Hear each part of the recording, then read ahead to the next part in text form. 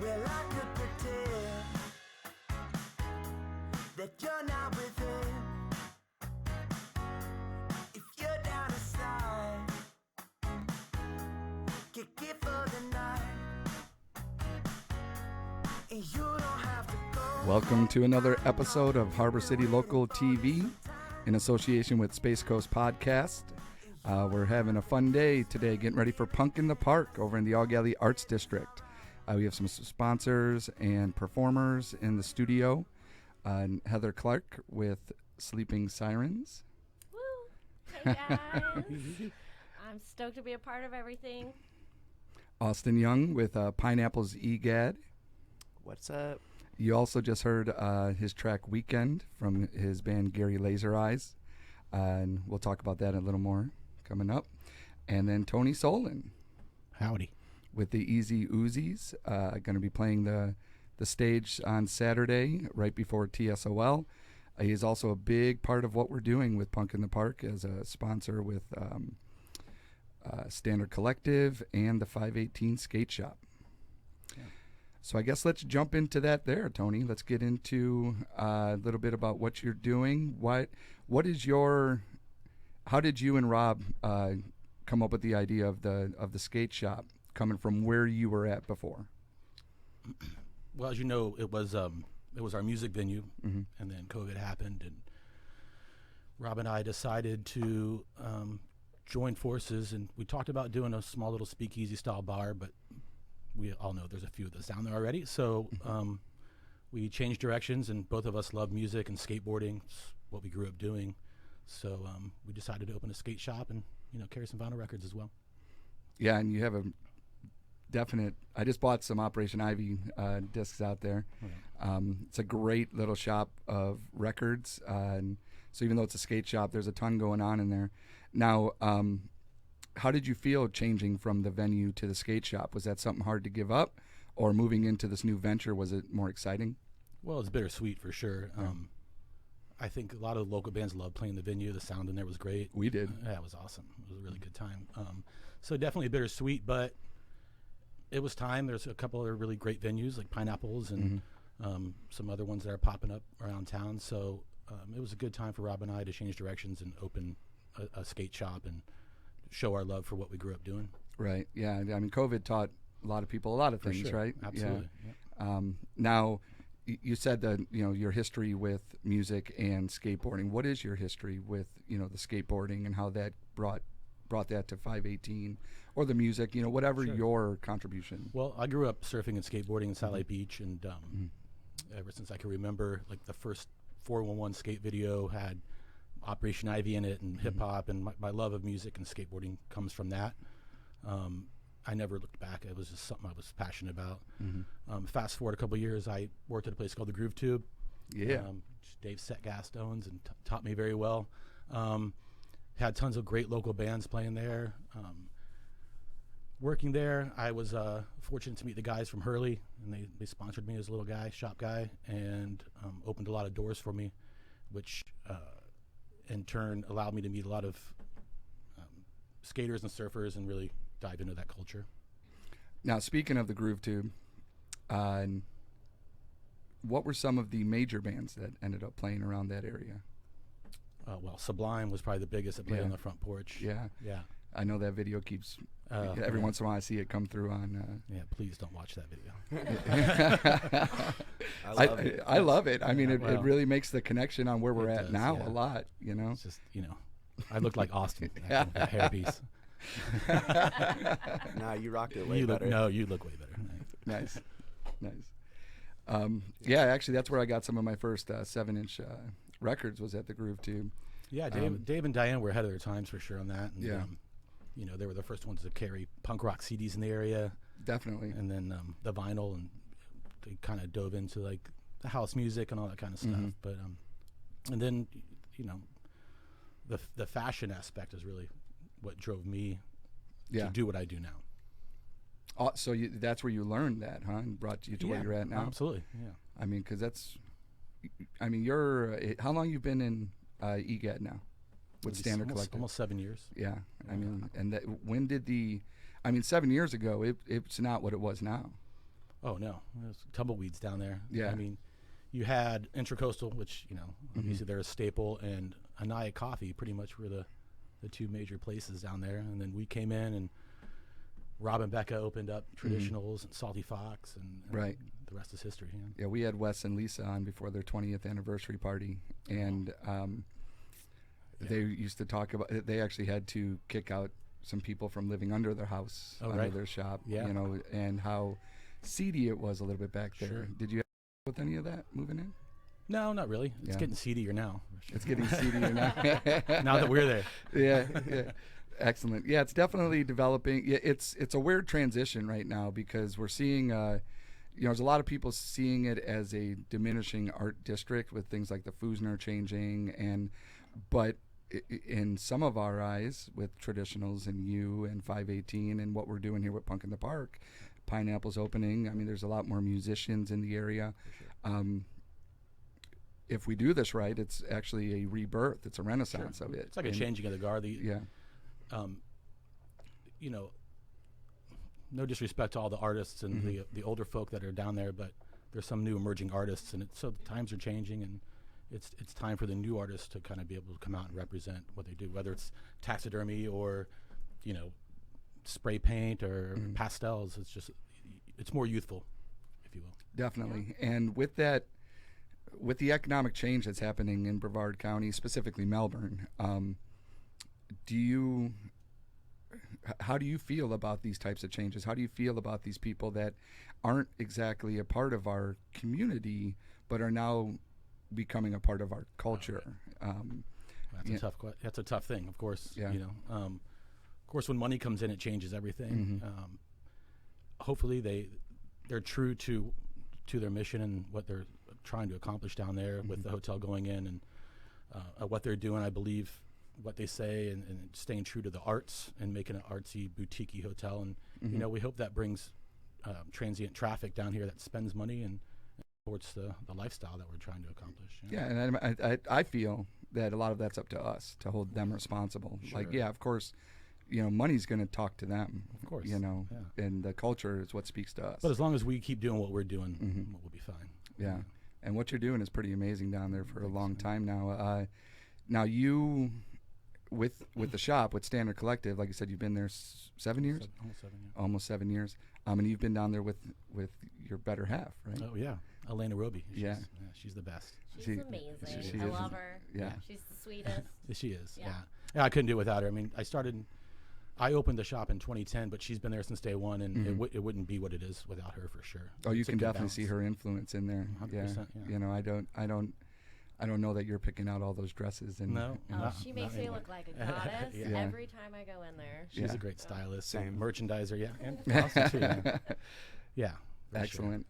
So, and Standard Collective is a, you can go in there and shop, and you can go in there and pick what they have on the shelf, but they also are, what's the word I'm looking for? Specialty. Like you come in there with an idea, or they can help make it happen. Tony's also a great leathersmith. Yeah. Leathersmith. I wasn't sure if that was the word. Leatherman. Sure. Leatherman. Yeah. Leatherman. And you can see a lot of different wallets and purses, or again, if you have an idea, bring it into Tony. He's a very creative character. Thank you. Now, from Standard Collective, we talked about 518 a bit. The music inspiration in 518, is that Rob? Is that you? Is that both of you? Like the records coming in? Yeah, for sure. Yeah. I mean, obviously with his extensive background in hardcore and punk rock, he does most of that buying, and he's a huge record collector. I mean, I learn from him every day on the different, the different genres of punk rock, if you will. But I have maybe a little bit more of extensive hip hop and indie rock background, so I bring that stuff to the table. We're bringing that to the music festival this year. That's fantastic. Yeah, we talked with Kristen Warren and the Cultural Alliance, and we're looking to bring some more jazz and hip hop to the Space Coast Music Festival this year. Yeah, definitely. Getting more diverse. Very cool. Now, how long has these Uzis been a band? Man, I guess we've been a band for about 4 years now. Yeah. And we have one single out. Yeah. Really. You've heard it on previous episodes. Maybe we'll get to it again. Now, who's in the band with you? Dallas, Mike, Dallas James, Mike De La Chapa, Joey Noble, and Antoine Rose. Mm-hmm. And I wanted to dictate these names out because these are hard hitters in the area. Dallas James used to run a lot of the open mics in the area, specifically at Standard Collective when it was a venue, and along with David Sekist.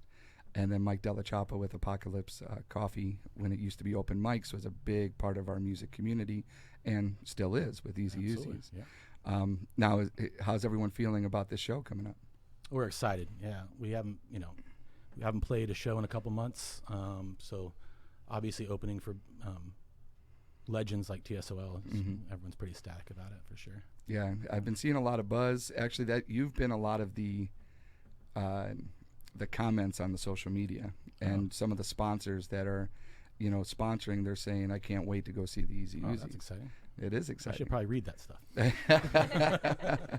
Well, I wanted to bring it up because when you're running your own stuff, you don't get to see those types of things. For sure. But yeah, Easy Uzis are a big part of why people are coming to the show. Oh, well, thanks. Now, how long have you been doing music? Oh, as far as I can remember, I played in bands over the years, growing up in the area, but nothing quite like this. Yeah. Like you said, the level of talent, all those guys is amazing. So for me to jump in front of the mic and have those guys, play with me, it's absolutely amazing, inspiring for sure. Definitely. And even though our bands sound very much different, and I feel like we're in a very similar situation to where with 60 Foot Giant, I work with a ton of great musicians, which allow me to just be nonsense on the vocals. Absolutely. And it's and it makes for a little eclectic situation, everyone's bringing something different. And when I talk to people in your band, it seems like everyone has a little bit, while there's things that bring you together. Black Sabbath is what brings us together. Okay, what brings you guys together on the same page? Because I know you come from that punk rock, hip hop, even up to the indie. Yeah. You're a very eclectic character, but I would say just the love of music, because everyone definitely comes from a different background of music. Honestly, don't know where Joey gets his love of music from. He's just the most talented, amazing drummer. He is. He really holds it together. But Mike, as an elder statesman, if you will, he comes from, he loves all kinds of music. And Dallas and Antoine, I think their love of classic rock and metal kind of brings something special to it. And so, together we just, create the sound. I don't know really how to even put a label on it. I'm with you. And you can definitely feel that classic rock feel from the guitars. For sure.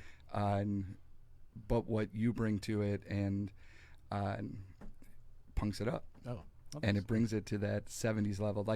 So on the show coming up, you guys, and to me, the Speed Spirits, I don't know if you ever listened to the Speed Spirits, but cool. You guys have that 70s, some kind of inspiration background to it, in a new direction. Speed Spirits are some young characters, but excellent. So with you are a big part of what is EGAD. Do you get to communicate with, we've had a new EGAD director come in. Steve Gould's a big part of that direction and is on the board. Do you get to communicate with those type of entities on what you'd like to see in the future there? I do, and I have. I try to keep my opinion out of most everything, and just like I said earlier, kind of stick to what we do well and let everybody else, do what they do well, and it all just kind of works out, man. I try not to compare us to anybody else, or try not to compete with anybody, or give my opinion too much. Like I said, we're really proud of what we do at Standard Collective and who we are. Hopefully that translates. It does. You're a humble character. Oh, thanks. I appreciate it. And so with we all traveled a bit, and as Melbourne grows, and is there anything that you're looking forward to saying, what, our arts district needs this or could use this, or what do you think EGAD is missing? Oh, well, it could be a cupcake shop. I'm not trying to put you too much on the no, spot. I got you. We have all the right ingredients for sure. Obviously, parking's a big issue when it comes to the area, but that's I think we definitely need more of the young artists to come out and represent. The mural thing we did a couple of years ago was fantastic, but we need more of that. Less red tape. He meant to say an Oddity shop. Nice. Well, I was getting to that. That was the lead into your segment. We definitely need an Oddity shop. Nice. But yeah, no, more eclectic boutique type things. Yeah. Another great clothing shop would be fantastic. Like good competition helps everybody elevate their game a little bit. But I don't think we need anything specific. We need more cool, like-minded individuals to come. And you're right about the competition situation. I was Meg O'Malley's kitchen manager for a really long time, and this was before tracks. This was before a lot of things down there. And as these things moved in, servers would get scared, and all these things would get scared about, other restaurants taking business away, and it doesn't. It just brings people. Absolutely. Yeah. And that's the thing is getting, economics, y'all. Straight economics. But again, it's you want good, like-minded humans coming down there and supporting the area. No disrespect to downtown Melbourne at all, but it gets a little rowdy, and there is a point where you want to keep the arts district arty, yeah. Yeah, and bars and restaurants are fantastic. Yeah. But there doesn't need to be one in every corner. We love the music and the art and the culture, and we want everybody to enjoy it. Yeah, and you have another neighbor that kind of works in that vein with Causeway Records. Yeah, they do some live stuff over there. Have you gotten to know those guys a little bit? Yeah, they're fantastic. He's amazing vinyl, and he does great video work. He's also trying to teach the kids a little bit about video and audio, and I think it's perfect for the area. Yeah, I was actually in there the other day, and I guess that's his job is video. And I didn't know that. That was pretty interesting. Yeah. Well, very cool. What do you? So a lot of the graphics you're going to see, a lot of you're going to see on Saturday. Tony's actually created. Tony's been a lot of the creative management of Punk in the Park. We have a T-shirt coming from Convicted Printing. We have out of Tampa, and look up Convicted Printing. They're actually doing some cool things. A lot of what they do as a nonprofit is they print, and then they're helping with bring awareness to human trafficking and things like that. But the shirts that they're bringing with them that they printed for us, there's 100. That's it. So if you're looking for an official Punk in the Park T-shirt with all the artwork done by Tony at Standard Collective, make sure you get to the Harbor City Local 10 early. The banners, you've seen the billboards from Carol, all that artwork is Tony. So again, if you're looking for something, if you need a T-shirt, if you need something, go see Tony at Standard, and high fives and hugs to Elena too.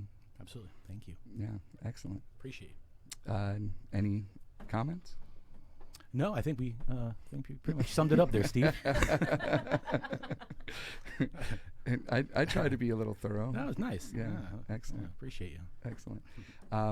And we will make that Oddity segue to Heather Clark. How you doing, Heather? Good. Excellent. Heather's a big sponsor of Saturday's event with Sleeping Sirens. You're gonna have a tent. Tell us about the tent you're setting up. Yeah, so I have a lot of events. We do a lot of expos, and I've got 2 coming up that we're getting ready for. It is difficult for me to have our inventory outdoors. So instead of having a full booth setup at Punk in the Park, what I would like to offer to everyone is kind of a place to chill. A hydration station, I've been calling it. I'm going to have some water, some lemonade.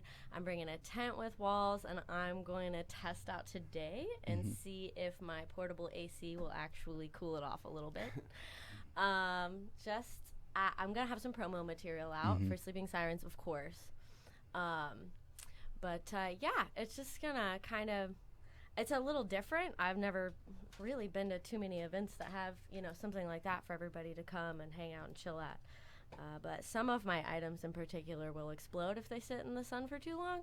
So that's not always great for me. So that's why we decided to go this route. Excellent. And like Heather said, she does, travel and does this a lot around the country. And you're a national celebrity, right? You've been on a lot of media. A little bit of media here and there. Nothing crazy. I love all of the travel that we get to do. People are very interested at each expo, each like local news station or paper or podcast will come by and check up on the event because, I mean, what even is it? You know, it's an Oddities and Curiosities Expo, and some people are expecting antique furniture with their grandma that day, and others are... I just had an Ed Gein, like, thing, antique furniture with my grandma, like...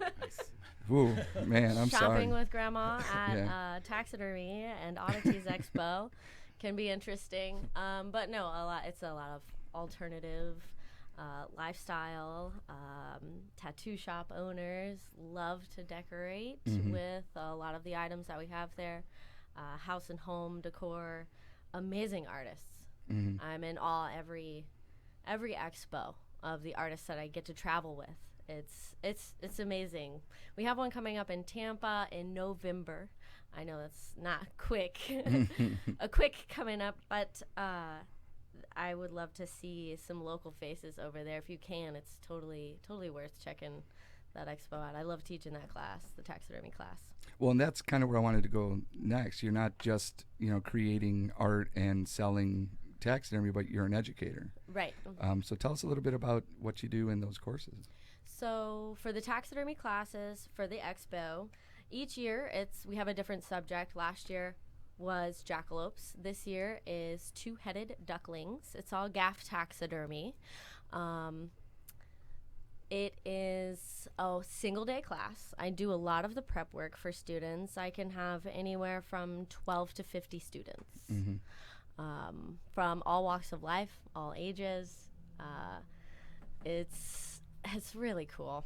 I love teaching this class. It's an absolute blast. I'm excited for next year already. We get to go see. We do 26 cities a year. I just added 2 more as we travel. I add pop-ups and shops and stuff like that. 7, 28. We'll be at 28. I think by the end of the year I will have hit 30 cities. And wow, it's so cool just seeing how many people are interested in this. Like 50 faces looking at you sometimes, just really interested in this that, over the years been ostracized for and is strange and different and unusual. It's so cool. It's such a great feeling. And then we travel with our stuff too, right. our inventory, and Nicole Skinner runs that side of things for me as well. So she gets to travel around with me and see some amazing things on the road. Now, at those types of courses, is it because you said there's been people that are kind of been in this community for a while? The people that are interested in learning how to do this, are they more the young community, or is it people that have been around for a while? Like, what is your novice to professional that comes and sees you? So I do have a lot of novice students. I have a lot of younger students that are interested, and I would say, without pulling hard numbers, just kind of a guess on my part, I'd say between 80 to 85% of my classes are females. That are probably between 30 to 40 years old. It's so cool. It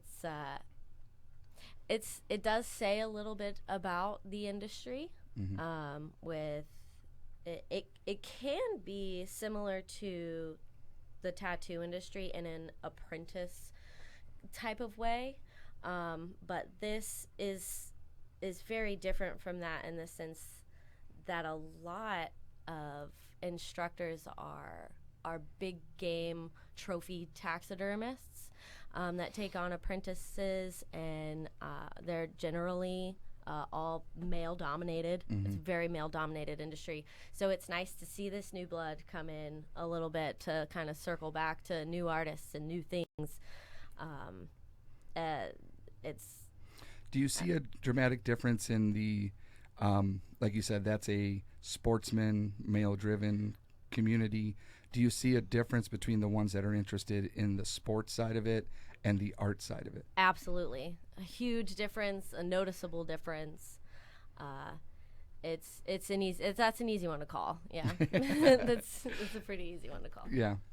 Now I bring up a lot of this information because again, this booth is going to be a comfort station, but it's also an information station. So, if you have those questions, you're not talking to someone that is just having some fun here. This is a professional that you can come and actually get some quality information from if you're interested in that type of oddity art or being a part of that community and just felt like you didn't have a spot. Punk in the Park is for you. Yeah. And come say hi. Now, Heather, you're not, this is something that you've been doing for a long time now, and you've done a lot of pop-ups, but you also used to manage a pretty busy venue in the area. I did. And then following leaving there as well for a couple of years. As I was starting Sleeping Sirens, I was still bartending, booking, promoting shows. All 2008, 2009 was when all of that really started. Yeah. What was the venue? 321 Local. Yeah. There's a lot of memories there. Couple of years worth of memories at 321. Yeah. Yeah, we played there. Saw Agnostic Front there. I believe Madball played there. I mean, it was a big part of the punk community. Before the resurgence of the punk community. So yeah, excellent. Is there anything noteworthy from 321? I think some of my favorite things that we did at 321 were the art shows. My favorite bands to book were actually all of the local bands and the local shows. You could really feel the love at those. There were big, noteworthy names and stuff that came in, but still, those local bands and some of them, like yourself, are still going super strong, and that's amazing to see. The art community, I mean, they're still going strong too, some of these artists, and it's amazing to see that growth that has happened as well. I do think some of my favorite shows were also like Everyman and Viva La Vox and all of their those. Parties. Yeah. Oh yeah, they were fun to dance. Yeah. Too, but yeah, those were some of my favorite memories from then. Excellent. And so that whole feel of what was 321 and Standard Collective, I mean, that's kind of what we're looking to build with this Eau Gallie Arts District in our minds. So we'll see you on Saturday and help be a part of that. And we want to also promote the positivity of the event and, let you know that, this is going to be a family affair. Come out and have some fun. Food trucks, all these different opportunities to see some music maybe you had kind of thought was in a certain direction, and you can come out and meet the individuals and learn that we're all part of the community. Yeah. Now, before we got started, you had mentioned PBS. Well, traveling with the expo affords me a lot of really cool opportunities. So PBS came to do a wildlife segment and was very interested in, I guess, the dark side of things. So we did a short segment for PBS. A lot of local magazines. We were just on a local news station in Milwaukee. Newspapers and magazines everywhere, and the Discovery Channel has come to film, and I guess that's all. I guess that's all. I'm just enjoying the PBS aspect. Yeah. Yeah, that's interesting. Yeah. I don't know how that was received. Because it was wildlife segment, and maybe they thought they were talking to one of those sportsman types. I think maybe that's what they were expecting. Yeah. People are taken aback by the show all the time. Lots of occult stuff. So when you do show up with PBS or Grandma or whatever, they're like, "What? What's going on here?" So. I like the shock value of it. I like that. I find it hilarious. You Nice. know? I think it's super funny. Where's that show in November? November, the Tampa Convention Center, I believe. I believe it is just the Tampa Convention Center over there. I'd have to double check. I usually only get a few months in advance planned out. But yeah, it's $10 in advance, $15 day of show, which is a very small price to pay to go check out something very interesting and unique. There's shows all day. There's class. There's a Museum of Mutations. Wow. And this all, it really all stems from the Barnum and Bailey Circus. 5 cents to see behind the curtain, the elusive Fiji mermaid. That's where Gaff Taxidermy comes from. So Gotcha. yeah. Gaff Taxidermy. Yep. Excellent. Yeah. Awesome. And then another sponsor going to be there Saturday is Austin Young with Pineapples. Hey. Yeah, you just had your 1-year anniversary, right? Yeah, in April. It's crazy, actually. Yeah, a lot of people are having anniversaries right now. I guess that's the time to open an EGAD. Yeah. Is the spring. Yeah. Awesome. How'd the 1-year anniversary go? It was good, man. I wanted to do something huge, but I had to reel my expectations down and try to, not go too hard for the first year. I've learned how to jump through a lot of hoops, which I'm sure you're familiar with setting up your events. So, next year I know what I have to do, and if we decide to make it a yearly thing, then we can do it bigger and better. But I was really happy with the turnout and the awesome vendors that we got to post up in our parking lot. So I'm wearing one of them right now, Resident Skate Shop. It was a really good day. It was cool to see the support. Yeah, excellent. Now, Pineapples it's a pretty interesting place. It's huge, but it seems like each floor has a little different flavor to it. Can you tell us a little bit about that? Yeah, in the beginning, to start, it was my initial vision when me and my dad were talking about this. It was not supposed to be as large as it is, and I'm happy with what we ended up with. But so it ended up snowballing, and we decided, obviously, if we're going to be a restaurant, that's going to be probably our main income, so we had to have a designated place for that, and that was going to be the first floor. And then initially we had 2 different menus. The top 2 floors were more casual menu. Now it's simple, it's all one menu, but there is still a distinction between each floor.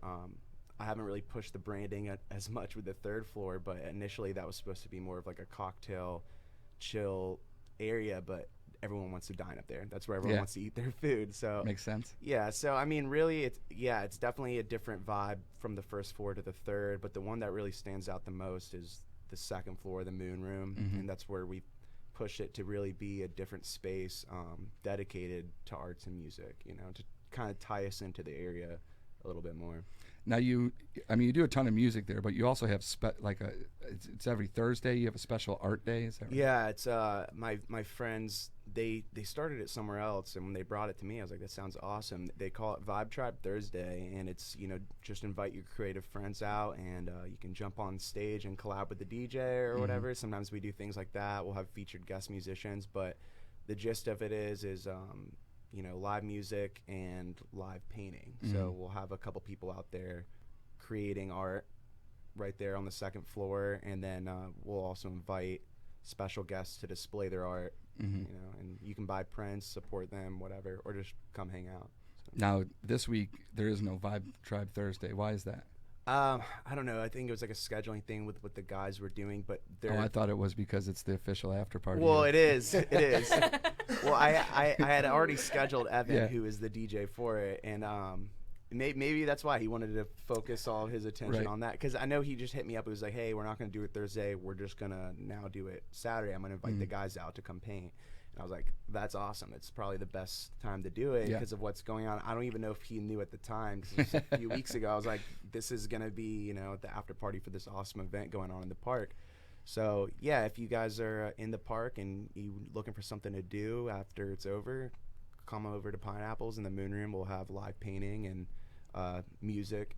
And I told him, I was like, hey, man, if we get a bunch of punks over here, you can't be playing like house stuff. So he's gonna he's pretty good about reading the room. I think he's gonna be playing. We were talking about just doing like a indie kind of new wave mix, or just like 90s and 2000s alternative, whatever.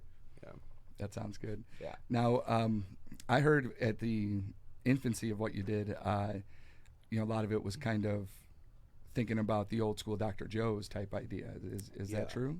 Yeah, well, I was just looking for a space. I had moved home from Orlando, and my pops was in a position where he was looking for a new project. He had sold his business. He was on contract, but he's like, I want something to do. I want to do something. What are you thinking about doing? And I'm like, I'm good where I'm at, but I have been dreaming and looking at places for at least in the art district. And the initial idea was something small, just a space to dedicate to arts and music, and maybe eventually serve food, whatever. And then he was like, I really loved going to Dr. Joe's. I was too young. I never got to go, but my pops was like, I love that spot. And I heard it's for sale. Nice. And it didn't work out, but, with its construction connects, he's like, why not buy this lot that the hotel or the condo was selling? They were trying to sell to another developer to build a condo or hotel, which could have been terrible or could have been cool. I don't know how it would have gone, but my dad scooped it up before they got that opportunity. And then he's like, we're gonna build our own Dr. Joe's. And I think we're a lot different, and we've deviated from that. Oh, I worked at Dr. Joe's. Oh, so you're then. 1,000% different. Okay, cool. But no, I want to be our own thing. 100%, yeah. I was only there when I moved here in 2002. I was there for a few months before they closed. But like All American Rejects played there, and all these different bands came through, and it was that cool kind of spot. So bringing that idea to what you're doing has been pretty interesting to watch, because the Moon Room it's becoming a pretty special spot in the area, especially for EGAD. Now you have a summer concert series coming up there, right? Yeah, and that was a goal I had when we first opened the place, and it's not that huge of a deal or whatever, like the bundle deal that you can get. We're just I want to kind of establish a way that we can sell tickets directly from the venue instead of having to use a third party like Eventbrite, which does make it easier for DIY people to on events. But there's all those fees and everything. So the summer concert series is kind of like our trial run of come here, buy tickets from us, and also here's some awesome highlighted events that you can buy in a bundle and get a free koozie and dodge the fees. So that's the whole idea. And like our 1 year anniversary, this is kind of me trying something out and deciding if we want to go bigger and better next year. Yeah. I mean, you're in business. That's what it is, right? Yeah. Start somewhere and see where it can go. Trial and error. Now, who do you have playing throughout the summer? Actually, coming up real quick, after a week after Punk in the Park is the Supervillains. That's on June 18th. And then July 3rd is the Firewater Tent Revival from Jacksonville. They're psychedelic bluegrass with locals. Yeah, they're awesome. With locals, Lights Out Project, led by Jason Noon. And then my band with another band to be announced will be playing August 20th, my band, Gary Lazer Eyes.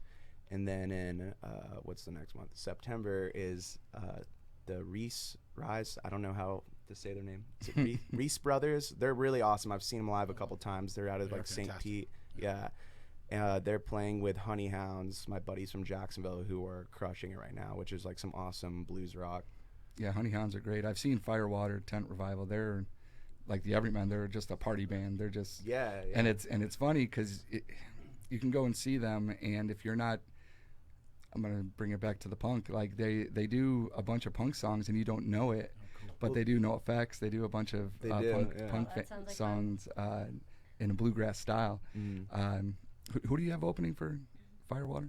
I don't really know. It's kind of a co-headline thing. They partnered up with the Lights Out Project. Lights Out. I don't know who's playing or who's going to be the headline. I'm letting them promote it how they want. But yeah, and it is interesting you say that because they do have this punk aesthetic, and they play at all these like hippie festivals that also have like they'll go back to back with like a DJ. You know what I mean? Like, and they're a party band. You hear bluegrass and you don't think of that, you know. They're a party band. Yeah, I went to bluegrass festivals with my grandparents when I was a kid, and like it was a very different vibe.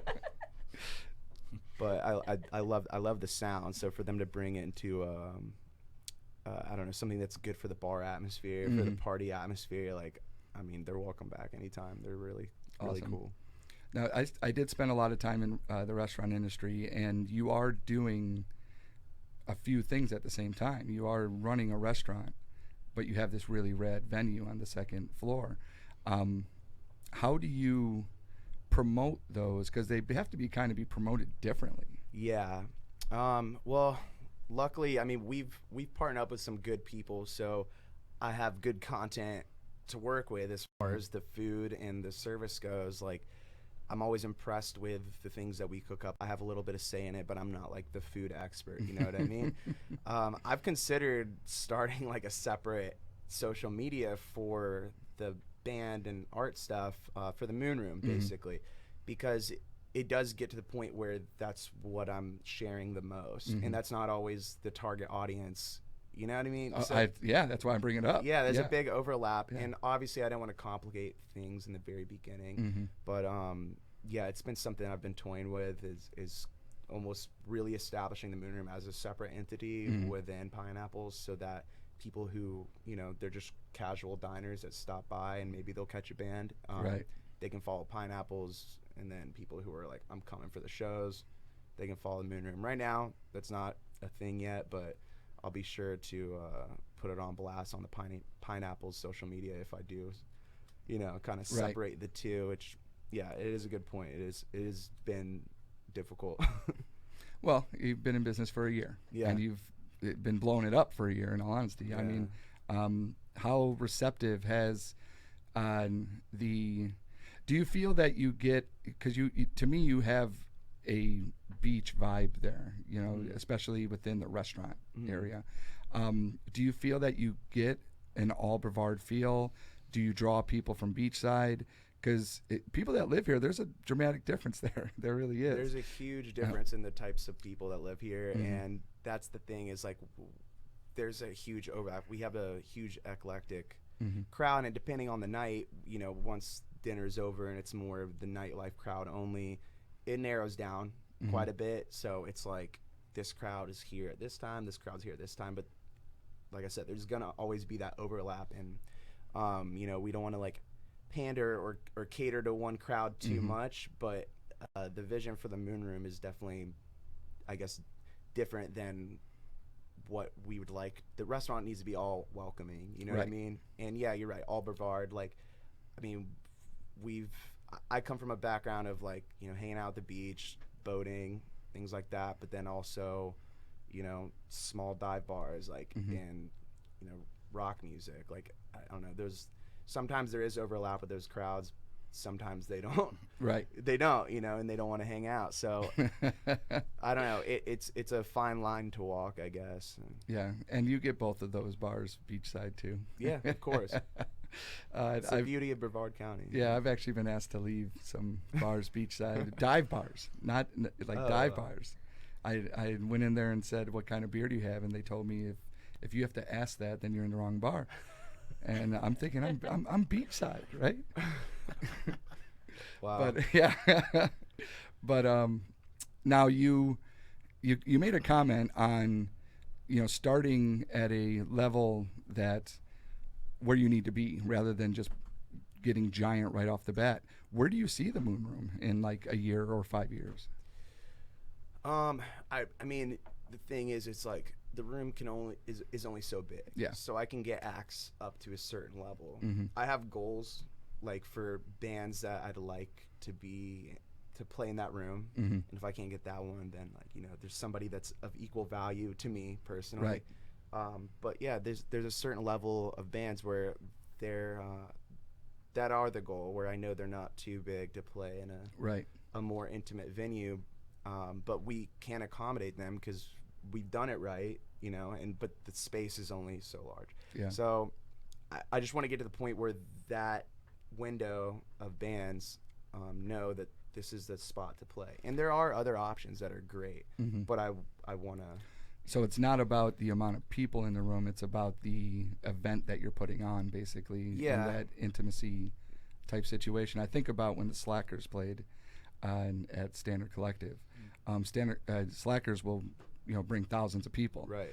but Standard Collective can only fit, Yeah, 150 maybe. Right, yeah. Maybe. Maybe. We didn't say that. I mean, there was not that never 150 happened. people. That Yeah. never happened. Wait, I was there. No, I'm just kidding.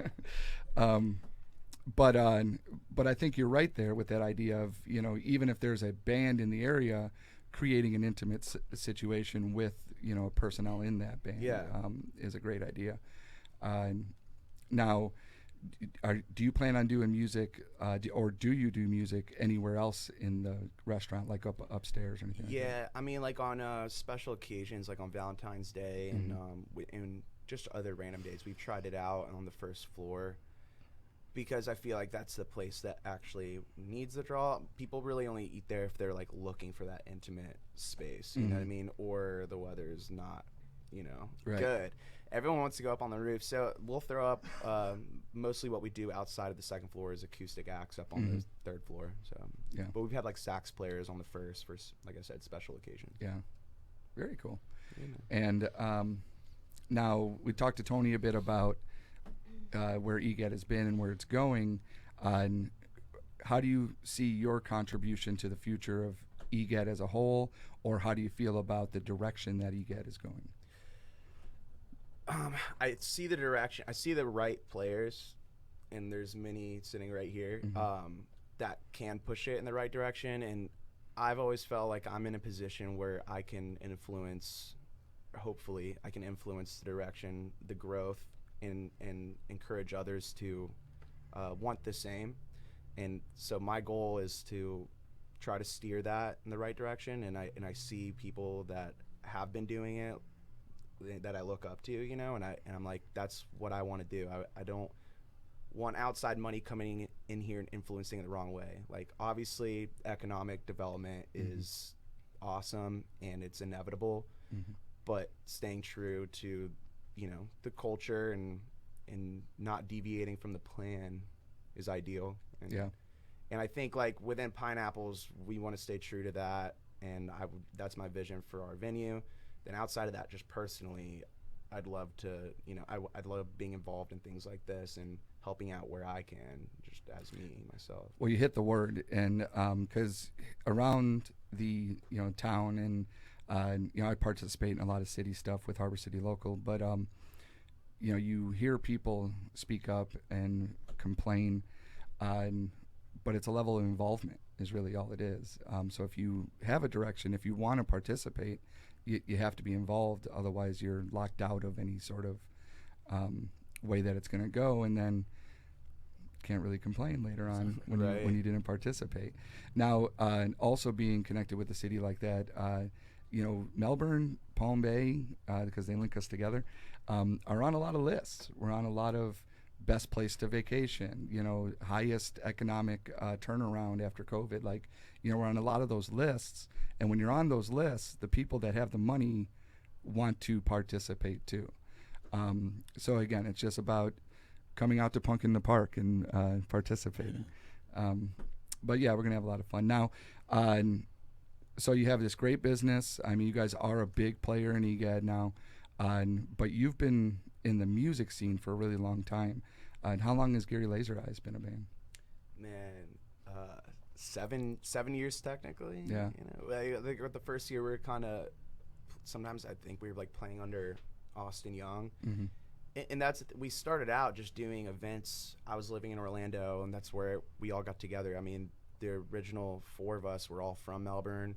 Our current drummer, who's been our longest drummer, Chris, he's from Orlando, but we all met in Orlando doing DIY events and looking for, sometimes we'd have to rent a space out. We do house parties, and that's kind of where we birthed out of. And I'm lucky to be in the position I am with Pineapples, now I can do that without having to hunt down a space.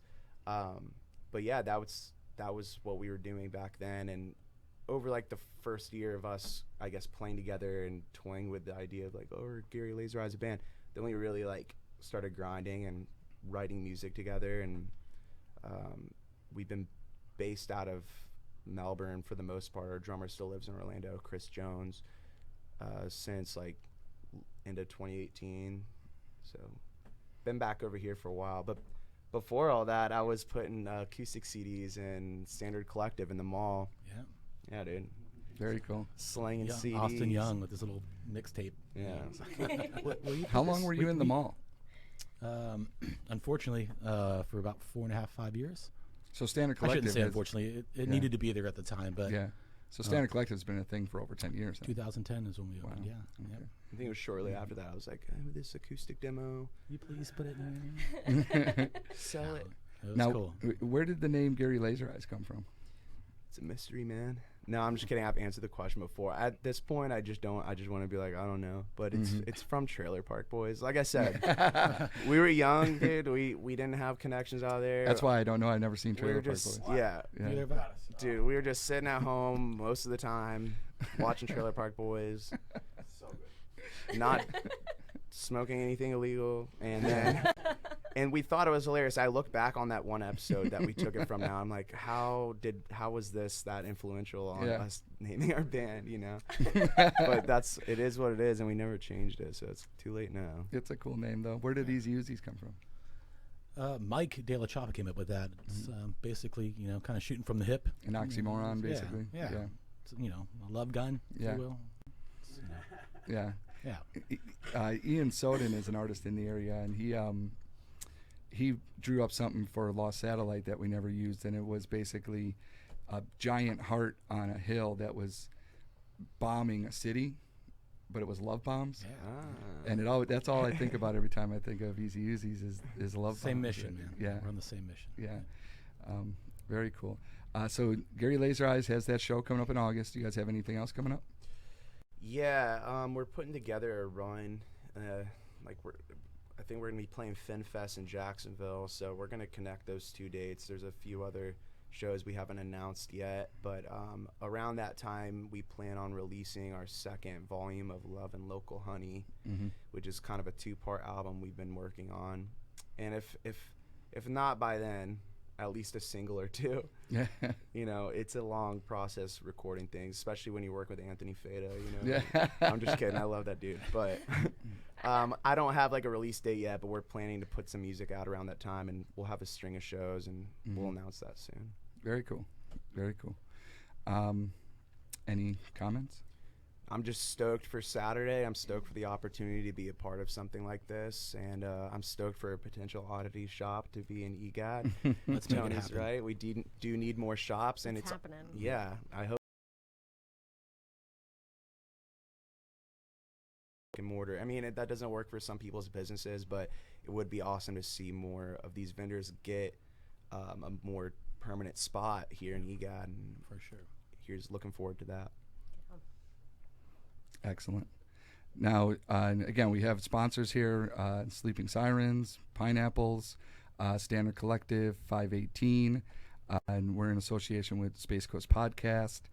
Some other sponsors to mention here would be Island Route Kava Bar is another EGAD spot that has music, a great food truck out front. Convicted Printing we brought up. Savvy Vinyl will be there on Saturday selling some records and helping out with our roller skate competition at the Goat Ramp. Art by Heather will be on hand. Dreamland, ResPro, Intracoastal, the Brevard Prevention Coalition, who we've had To Write Love on Our Arms on our podcast in the past. Brevard Prevention Coalition has a very similar mission where they're trying to help people that are struggling, really, maybe suicidal, but definitely dealing with substance abuse. When you come out to the event, we will have Kogo Buzz is providing internet for the event. So when you get there, if you log in to the Eau Gallie Arts District, the EGAD Wi-Fi, you'll also have access to the band lineup and anything else that we end up getting on there at that time. Iron Oak Post is a sponsor. The Cottage Irish Pub. Make sure you stop through there while you're in EGAD or when you come back. Against the Grain Tattoo. Mustard's Famous Hot Dogs is another EGAD local Highland Park sandwich shop. Eau Gallie Creamery. These are all spaces that you can check out while you're in the Eau Gallie Arts District. We're going to have a lot of skate raffles, as well as different things that you can purchase from skate companies in the area. And we're going to have some really good food trucks. The Pucker Up Old School Lemonade, they do some vegan stuff. Moose Soft Serve is going to be on hand, also doing hot dogs with their ice cream. Taste Buds by Chef Mo, B&B's Rollin' Smoked Barbecue, and then a giant list of vendors. And so Saturday is going to be a amazing time. And we live in Florida, and it is June, so bring an umbrella, rain or shine.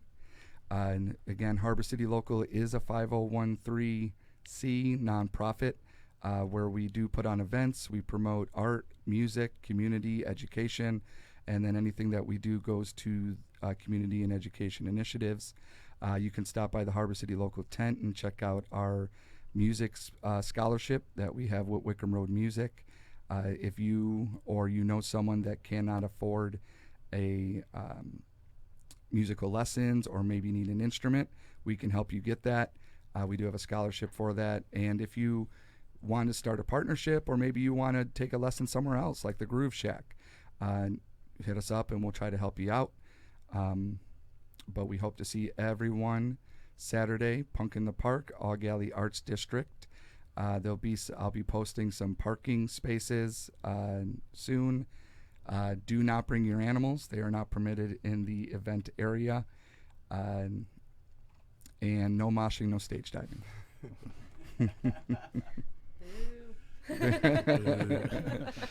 For Harbor City Local, Space Coast Podcast, Heather, Tony, Austin, thanks for being here. Of course, appreciate you. Yeah, Thanks for having us. We'll see you next time.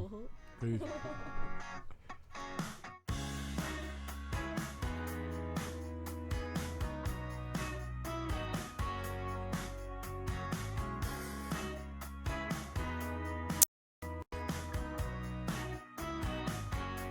Well, I could pretend that you're not